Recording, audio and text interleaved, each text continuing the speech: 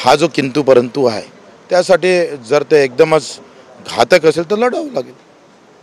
जी समिती नेमण्यात आलेली आहे त्या समितीला काही कालावधी देण्यात आलेला आहे. काय म्हणणं आहे, समिती काय आहे, काय करण काय नाही याच्यात जाण्याची गरज नाही. आपल्याला कर्जमुक्तीची तारीख भेटली का नाही लक्षात घ्या. तुम्हाला सगळा रोडमॅप भेटलेला आहे का, कुठं जायचं आहे. आता तो कसा घाटाचा रस्ता आहे का पाण्यातून जा लागते, हा नंतरचा भाग आहे ना.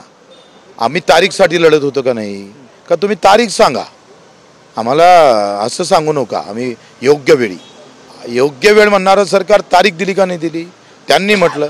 आता ते त्यांची जबाबदारी आहे, त्यांनी त्याच्यातून हे जर झालं तर लबाड आम्ही पडणार नाही, सरकार पडेल. सरसकट होणार कशी होणार काय नेमकं सांगितलं तुम्ही? होईल ना, तो काही विषय नाही, सरसकटच करावं लागेल. आता माझ्यासारख्या करू नका, अजितदादाची कर्जमाफी करावं लागेल का, सरसकट काय याचा अर्थ असा होता का? तुमच्या आंदोलनाचं काय, आंदोलन तुम्ही मागे घेता? आंदोलन नाही होणार.